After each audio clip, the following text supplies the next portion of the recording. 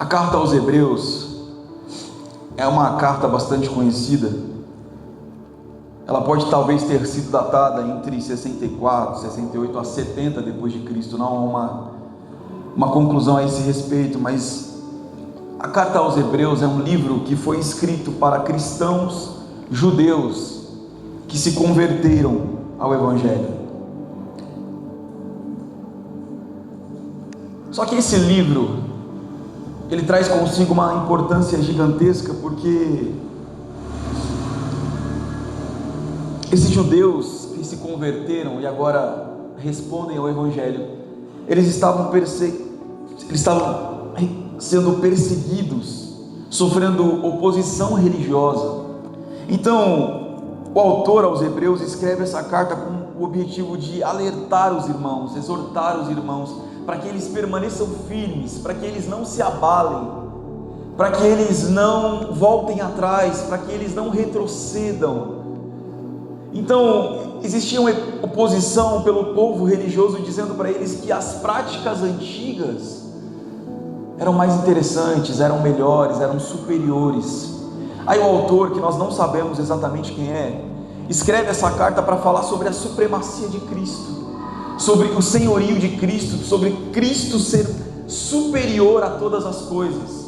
E ele vem exortando o povo recém-convertido sobre a importância de perseverar na fé, a importância de insistir quando tudo ao seu redor tenta te desanimar, a importância de permanecer inabalável na convicção que o Espírito Santo depositou no seu coração, mesmo quando tudo à sua volta, a circunstância, as pessoas, os movimentos, as oposições tentam te afastar do seu propósito. Então, a mensagem transmitida na carta aos Hebreus é uma mensagem que atravessa o tempo. Apesar de ter sido escrita especificamente para os cristãos judeus recém-convertidos, a mensagem transmitida é dirigida à igreja em todas as eras e em todos os lugares. Amém? Vocês estão comigo? Essa carta frequentemente é atribuída a um autor desconhecido. Pela forma literária como ela é escrita, muitos dizem que foi o apóstolo Paulo, mas não há uma conclusão sobre isso.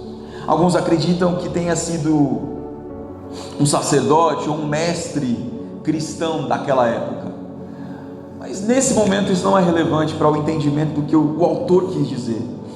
Os destinatários eram judeus cristãos que estavam enfrentando desafios significativos em relação à sua fé. Eles estavam enfrentando tentações, perseguições, e lá dentro da sua mente, seu coração, existia uma duvidazinha sendo implantada, sabe? Rapaz, será que eu fiz a escolha certa? Ou será que aquele movimento antigo, as práticas antigas, o rito, a tradição religiosa, será que tudo isso não era melhor?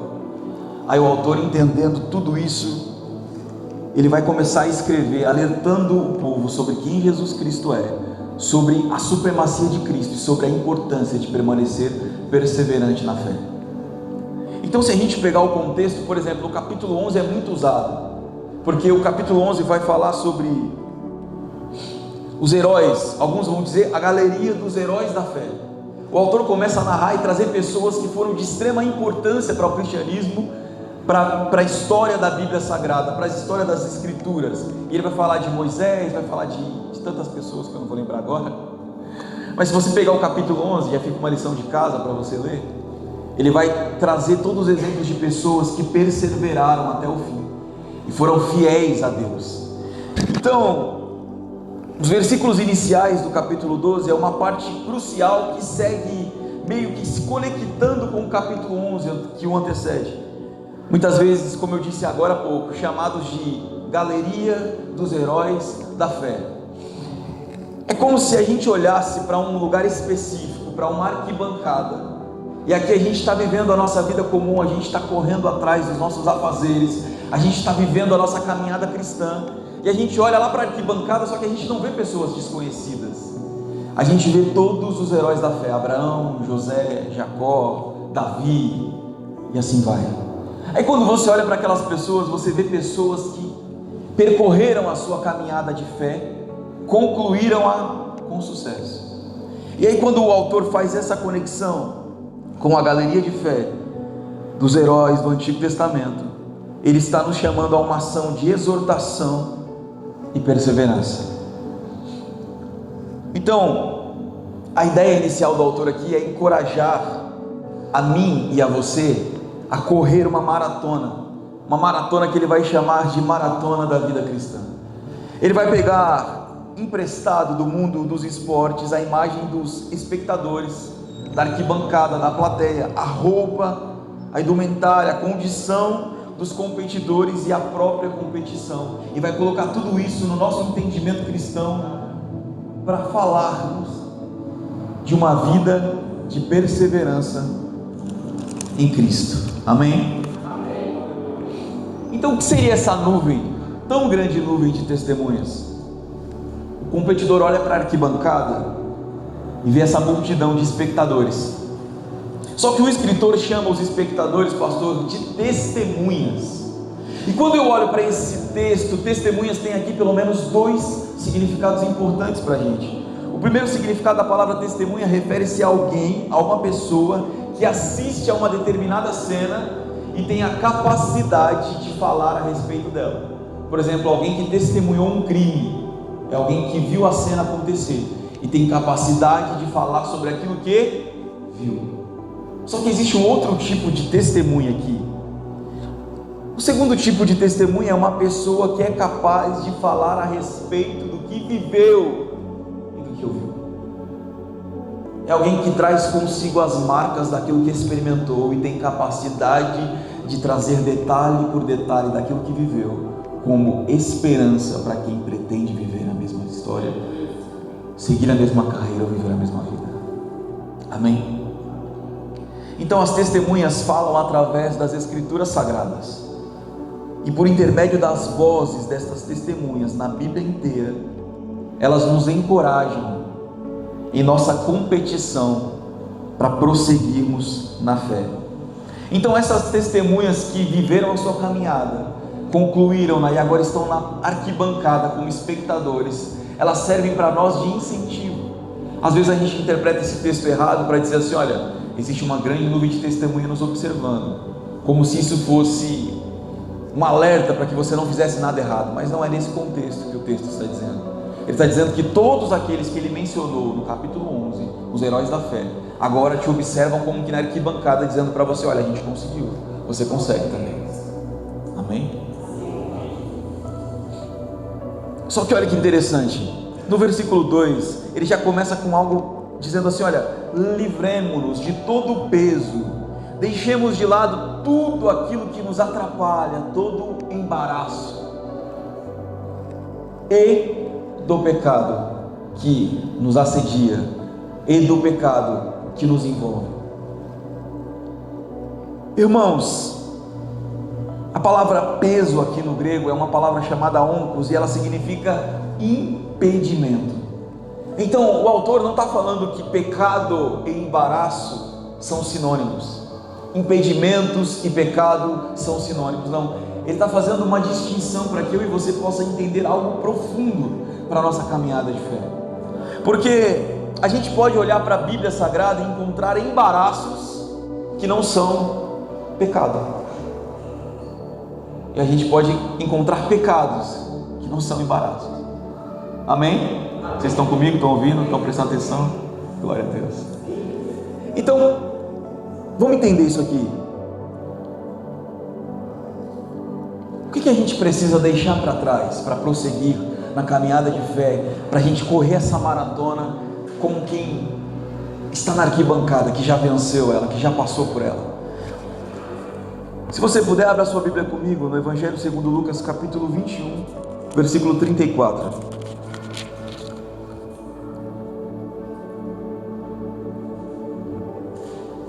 O versículo 34 do capítulo 21 diz assim: olha, tende cuidado de vós mesmos, para que jamais vos suceda que o coração fique tão sobrecarregado com as consequências da libertinagem, da embriaguez e das ansiedades desta vida terrena, para que aquele dia não se precipite sobre vós como uma armadilha, como que de surpresa.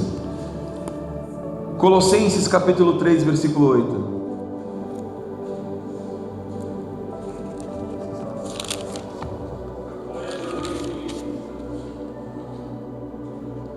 Mas agora livrai-vos de tudo isto, da raiva, do ódio, da maldade, da difamação, das palavras indecentes no falar. A gente poderia citar também, depois você lê na sua casa, Tiago 1:21, 1 de Pedro 2:1. Quais são os impedimentos e os embaraços que nos atrapalham? A intenção do autor aqui, meus irmãos, é mostrar para mim e para você dois termos distintos: pecado e embaraço. Como eu disse anteriormente, não como sinônimo, não como complemento, mas como coisas distintas. Então, pecado, o que é pecado? A palavra amartia no original, no grego, vai dizer que pecado é aquilo, errar o alvo. Você já sabe disso. Só que quando a gente olha para a Bíblia Sagrada, a gente percebe nas Escrituras que pecado é tudo aquilo que objetivamente se opõe à vontade de Deus. É tudo aquilo que objetivamente é errado perante Deus.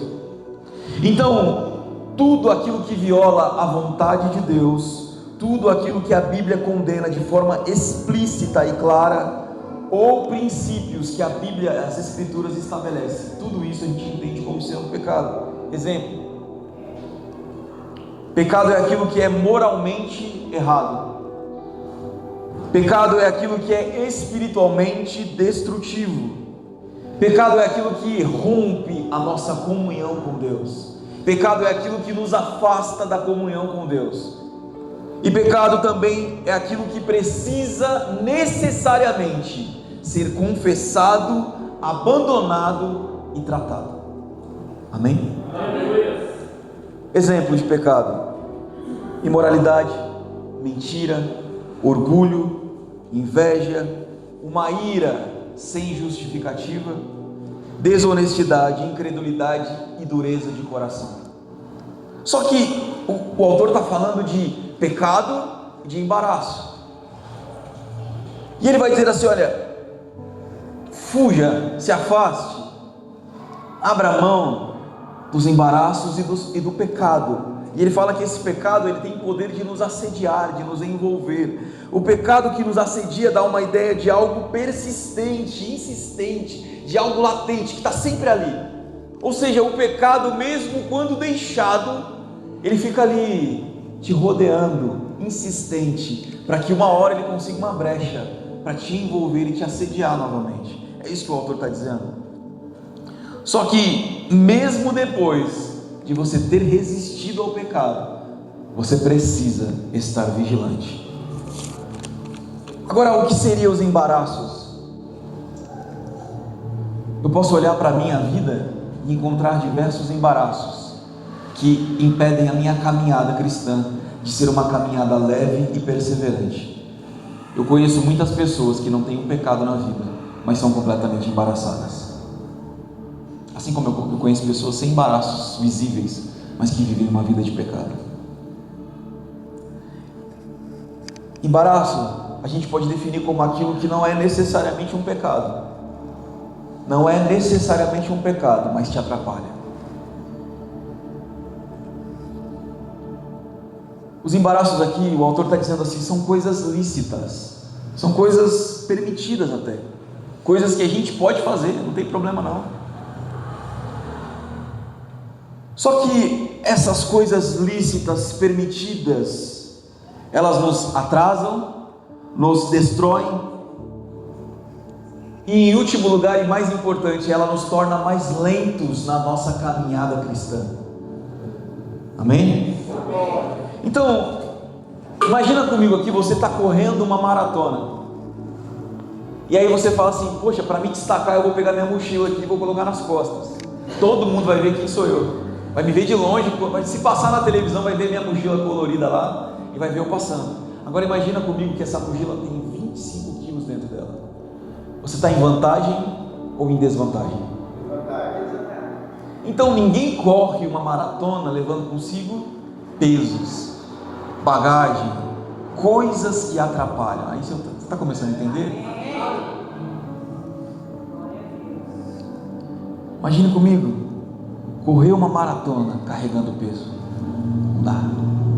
É por isso que o autor ele faz para você, olha, tá aqui, essa é a galeria dos heróis, eles venceram. E aí, essa é para você uma grande nuvem de testemunhas. Eles testemunham sobre aquilo que eles conquistaram. É possível a todos nós, na nossa caminhada de fé. Mas eu digo para você, se afaste de todo o embaraço e do pecado que vos assedia. Aí você pode estar se perguntando, mas irmão, eu entendi. Pecado é pecado, embaraço é embaraço, não é sinônimo, não estão ligados, não estão implícitos um no outro. Beleza, entendi. Mas o que é o embaraço aí? A gente pode descrever milhares de embaraços, mas eu vou dizer só alguns que eu vejo na minha vida e que talvez você veja na sua. Os embaraços, irmãos, são pesos que não necessariamente nos fazem pecar. Não necessariamente nos fazem pecar, mas fazem que nós andemos cada vez mais devagar. Então, uma coisa pode absolutamente levar a outra. Os embaraços da minha vida podem continuar sendo pequenos embaraços que não sejam pecados, mas a normalidade dos embaraços na minha vida pode me conduzir a uma vida de pecado. E aqui está o segredo que o autor está querendo dizer para o meu coração e para o seu. Jesus está aqui, amém? Ele está falando conosco essa manhã. Os embaraços, irmãos, eles podem ser excessos, sabe? Excesso de trabalho, excesso de compromisso, excesso de rede social, de tela, de internet. Tudo aquilo que é feito em exagero. Amém? Então, os embaraços podem ser coisas que tiram o seu foco daquilo que é essencial e importante. O embaraço pode ser não apenas coisas, mas pode ser relacionamentos que te afastam de uma vida, de uma missão, de uma vocação e de um propósito. Embaraço pode ser entretenimento que ocupa o lugar da devoção, do relacionamento e do devocional a Deus. E os embaraços podem ser vaidade, distrações, apego ao conforto. E aqui fica difícil. E os embaraços podem ser também, aqui é o que eu acho mais profundo: medo, insegurança e culpa não tratada. Glória a Deus, irmãos.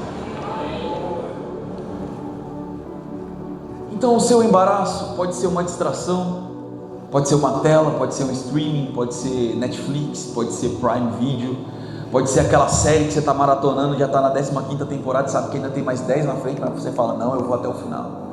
E aí você pensa, poxa, mas a Bíblia, né, posso ler depois, não tem problema, porque eu nem entendo direito a Bíblia.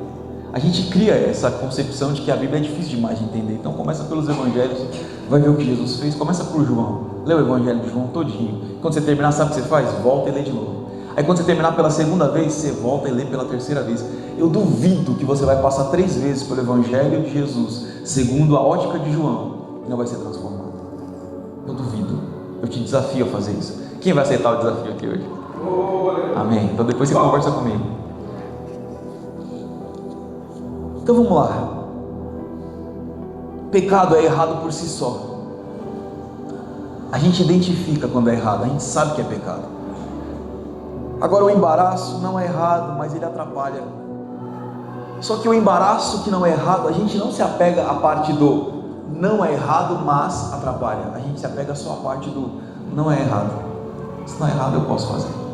Só que de sutileza em sutileza, de pequenas e pequenas coisas, de pequenos e pequenos momentos, cada vez mais pesado vai se tornando a nossa mochila. E a gente está correndo, está competindo e está dizendo, não, eu ainda permaneço na caminhada. Mas irmão, o que aconteceu? Não aconteceu nada. Eu vou na igreja todo domingo, eu participo dos cultos de ensinamento, eu até canto na igreja, só que minha mochila está tão pesada. Mas não, está tudo bem, eu consigo levar, eu tenho forças para levar a minha mochila, está tudo certo. Embaraços. Só que a exortação não é, olha, dia sim, dia não, tire a mochila das costas e caminhe sem ela. No outro dia você volta. Não.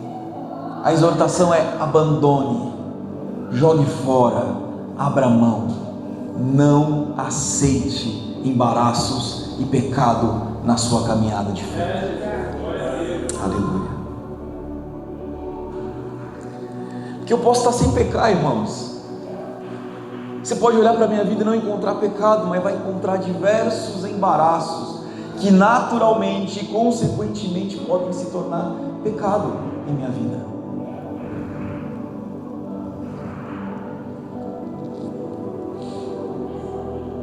Então, a primeira lição que a gente tira é que a gente precisa abrir mão dos pesos.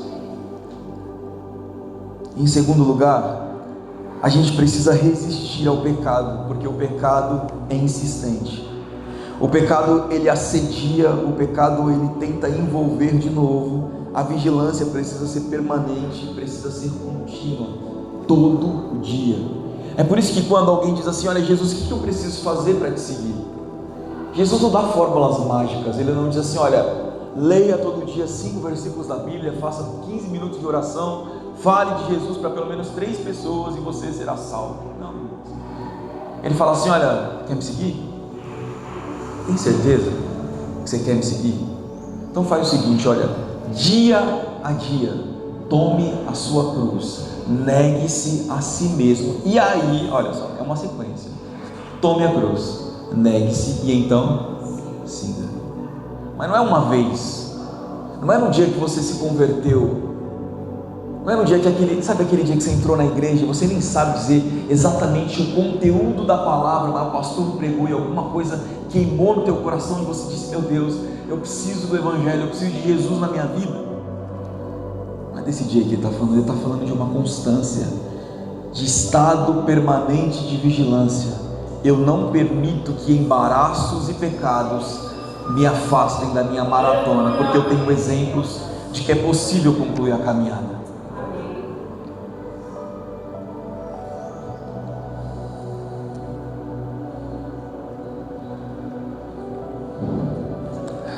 E aqui, irmãos, a lógica espiritual, ela fala muito com o meu coração e ela me assusta, porque a lógica espiritual do texto é simples. A luta é: abra mão dos embaraços e resista ao pecado. Só que a lógica aqui é simples: quem tenta vencer pecado carregando o peso vai cair. Eu vou repetir: quem tenta vencer pecado carregando o peso vai cair. Não tem como permanecer de pé. Aí você diz assim: mas irmão, você não disse que não é pecado? Não é pecado, é embaraço.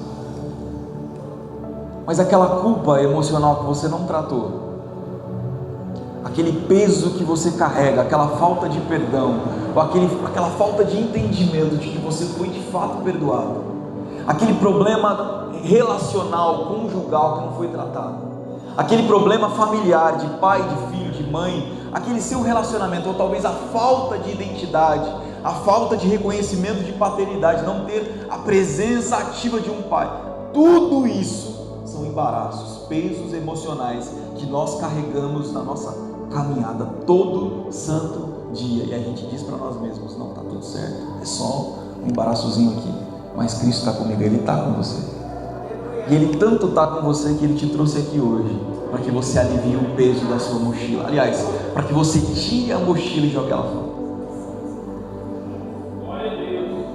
Então não dá para você lutar se você está carregando peso. Imagina você estando no campo de batalha, seus inimigos te cercando ao redor, e você querendo carregar pesos, enquanto tenta sobreviver, lutar pela própria vida. É impossível. Vocês estão comigo ainda, irmãos? Só que o autor também fala sobre alguns segredos que ele revela aqui nesse texto, para a gente permanecer inabalável, para a gente permanecer insistente, para a gente permanecer confiante.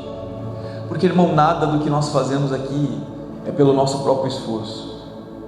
A gente tem a tendência de acreditar e de achar que o melhor método a melhor artimanha, o melhor jeito de fazer. A gente olha para outras pessoas e diz: poxa, estão fazendo desse jeito aqui, eu acho que se a gente fizer aqui vai dar certo. Não, não vai dar certo não. Porque a gente precisa se inspirar não pelo método, não. A gente pode olhar para a história de um pastor que começou uma igreja com um membro e hoje tem 3.000 e se sentir admirado, claro. Só que eu não vou buscar o que ele está fazendo para a igreja dele ser tão grande, ser tão próspera, ser tão bonita, não. Eu vou me inspirar na história, na devoção, no compromisso, na responsabilidade que ele assumiu de fazer aquilo dar certo, porque o método que Deus usou para ele pode não ser o mesmo que ele vai usar comigo e contigo. Mas uma coisa que não falha no reino de Deus é: todo filho amado que assume a responsabilidade de ser autêntico servo do Senhor não vai falhar, não tem como falhar, porque a igreja, ela não me pertence, ela não pertence ao pastor e ela não te pertence. A igreja é a igreja de Cristo Jesus. Essa semana eu estava refletindo e eu vi um pastor falar algo interessante. A gente olha para a igreja de Atos capítulo 2 e a gente fala assim: nós precisamos voltar a ser a igreja do primeiro século. Só que não existe igreja do primeiro século, irmãos, existe a igreja. Se você olha para a igreja do primeiro século e você entende que aquilo é igreja, então aquilo é a igreja. Se nós como igreja estamos falhando em ser iguais à igreja do primeiro século, é a gente que está falhando, não é a igreja. Amém? Amém. Qual que é o segredo da corrida, irmão? Em primeiro lugar, fixar os meus olhos em Jesus. Jesus é o alvo. Então, a corrida não é comparação. Nunca vai ser comparação. Nesse lugar não cabe eu olhar para o meu irmão e achar que a minha caminhada é mais preciosa do que a dele. Aquilo que Deus depositou no meu coração é melhor do que o que Deus depositou no coração dele. O meu dom, o meu talento, a minha vocação é melhor do que a dele. Porque não é lugar de comparação. Todos estamos competindo pelo mesmo alvo. Aliás, não é nenhuma competição, a gente está só correndo mesmo. Mas o nosso alvo é Jesus. Então aqui deixa de ser uma caminhada de comparação, onde eu olho para o meu irmão e para a minha irmã, aponto erros, falhas, defeitos, fracassos, quedas e pecado, mas eu olho para esse irmão e dizendo assim: olha, irmão, não perca a sua visão de quem Cristo é, olhe para Jesus, porque essa caminhada não é de comparação, mas é uma caminhada de direção, uma caminhada que me leva e que te leva ao mesmo alvo, que o alvo continua sendo Cristo Jesus. Então eu fixo os meus olhos nele porque ele é o meu alvo, e em segundo lugar, ele é meu exemplo. Porque o autor vai dizer assim: olha, ele suportou a vergonha da cruz, a humilhação, só que ele olhou para tudo isso com desprezo, sabe? Ele não permitiu que a vergonha, que o peso da cruz, que a humilhação de ser cravado em uma cruz limitasse o seu propósito ou o seu objetivo. Ele olhou para tudo isso com desprezo e com vergonha. Então, irmãos, você precisa olhar para a sua caminhada tendo seus olhos fixos em Jesus, e tudo aquilo que tentar te afastar desse alvo precisa ser tratado com desprezo. Então a vergonha, o desânimo, a perseguição, as lutas, tudo aquilo que tentar te afastar, os embaraços ou pecado, precisam ser tratados com desprezo na nossa vida, para que a gente não perca os olhos de Jesus. Em terceiro lugar, Jesus é a nossa força, porque nessa caminhada, nessa maratona, nós jamais corremos sozinhos. Cristo está sempre conosco. E para encerrar, se eu puder te dar um conselho hoje, meu conselho para você é: examine a sua bagagem. Para pensar aí. Para pensar aí, meu irmão. O que não é pecado, mas se tornou um peso no seu coração. O que não é pecado, mas se tornou um peso na sua mente. O que não é pecado, mas você sabe dentro de você que hoje você precisa renunciar. Examine a sua bagagem aí. O que você precisa deixar hoje para correr a maratona mais leve? O que você precisa abrir mão para que isso aqui seja verdadeiro, de fato, na sua vida, na sua caminhada? Em segundo lugar, confesse os seus pecados. Não precisa confessar para mim não, irmãos, eu não tenho poder de perdoar pecado. Confesse a Jesus. Se existe uma terceira pessoa no seu pecado, aí eu te aconselho a procurar ajuda. Mas se você identificou aqui agora, enquanto eu falo, pecados na sua caminhada, confesse-os a Jesus hoje. Que a gente tem essa tendência, meu irmão, eu tenho me perguntando semana após semana, o que eu estou fazendo aqui no domingo pela manhã? Porque se eu entrar aqui todo domingo, cantar alguns louvores, ouvir alguns testemunhos, ouvir a pregação e viver a minha semana inteira para voltar ao próximo domingo, isso aqui não está fazendo sentido. Isso aqui precisa fazer sentido na nossa vida comum, na nossa caminhada de fé, todo santo dia, aonde quer que nós estejamos. Então, confesse o seu pecado, nomeie ele hoje. Nomeie o seu pecado hoje, trate ele e abandone. Sabe, meu irmão, a palavra não vai falar para mim e para você sobre melhorar. Ela não se trata de melhorar, não. Se trata de se santificar. A gente tem a tendência de achar que algumas pequenas correções na nossa forma de viver e no nosso caráter vai resolver a situação. Mas o Evangelho não é autoajuda. O Evangelho não é pequenas correções.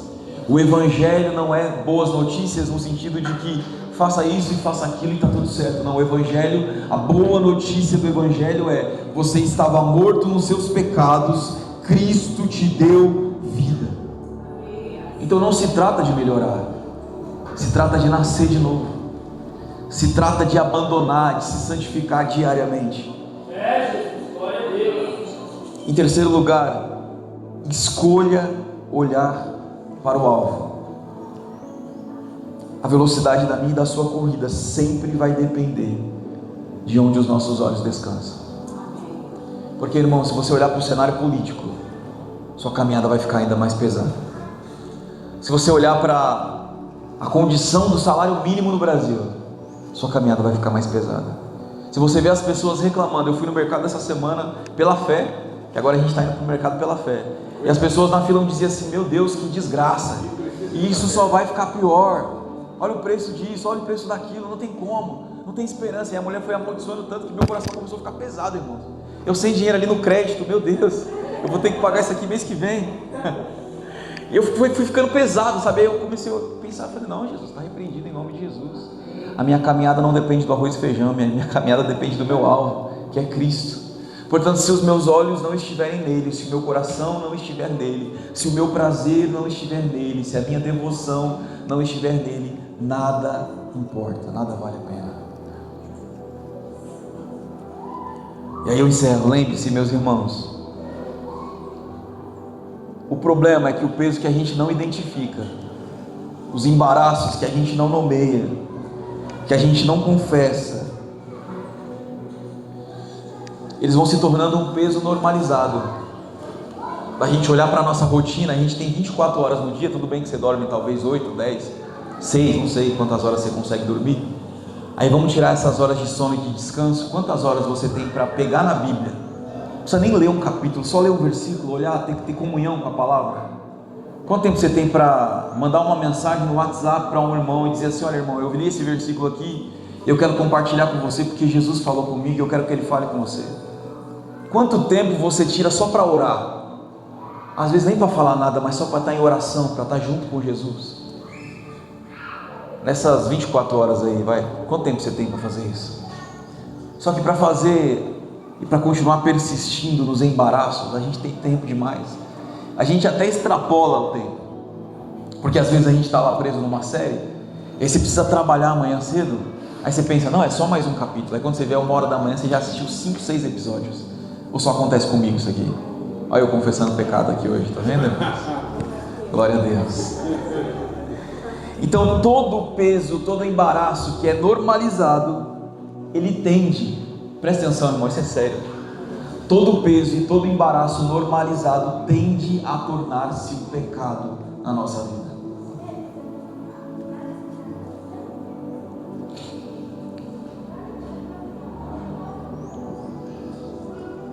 Só que se pecado se pecado volta a nos assediar, se pecado volta a nos envolver, a tendência é que ele comece a rivalizar.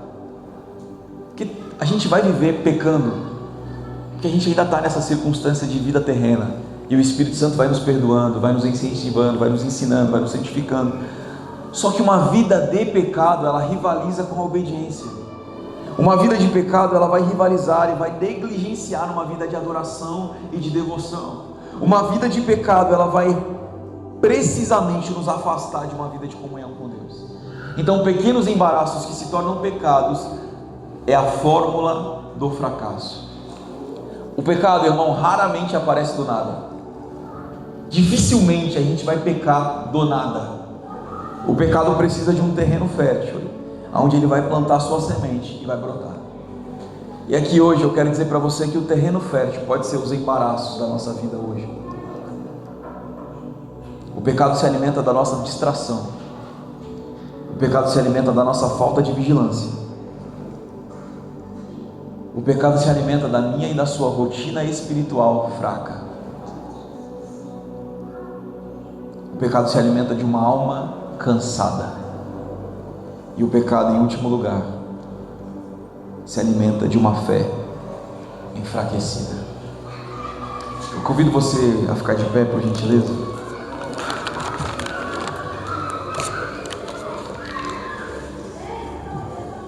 Eu quero aproveitar esse momento, irmãos. Eu quero ter uma palavra de oração juntamente com vocês, para que isso aqui seja realidade na nossa vida, para que a palavra, que toda vez que é ministrada nesse púlpito, nesse altar, não volte vazia aos nossos corações. Não é porque eu estou pregando não, irmãos, é qualquer palavra dita, qualquer palavra proferida, que seja o Evangelho de Jesus, que ela cause transformação em nossa vida. Porque o Evangelho, ele tem poder, irmãos, e o poder do Evangelho, antes de trazer a nossa redenção, é expor a nossa vergonha, é expor a nossa miséria, é expor a nossa condição de pecador, porque se não nos expõe, não nos salva. Que o Evangelho tenha poder hoje de expor os meus erros e os meus pecados, os seus erros e os seus pecados, para que a gente encontre diante de Jesus salvação e perdão. Se você tiver alguma coisa que você identifica, que você precisa abrir mão hoje, ore com fé, irmãos. E lembre-se que o Espírito falou no começo: não tenha pressa. Não estou falando pressa de ir embora, eu estou falando pressa de se ausentar dessa presença. Não tenha pressa. Se coloque diante de Jesus, se coloque sobre aquilo que o Espírito Santo tem para falar ao seu coração. Se submeta a essa palavra, se relacione com essa palavra, ame essa palavra, permita que ela transforme a sua vida, seja transformado por ela e transforme outras pessoas através dessa palavra. Senhor, eu quero te agradecer, meu Pai. Eu te louvo pela oportunidade que o Senhor nos concedeu de aqui estarmos mais uma vez, Pai. Deus, se houver algum embaraço identificado em nosso coração hoje, se houver algum pecado não tratado, não confessado, que nós possamos encontrar em Jesus hoje poder para abandonar os nossos pecados, Pai, poder para sermos transformados em nossos pecados, Pai.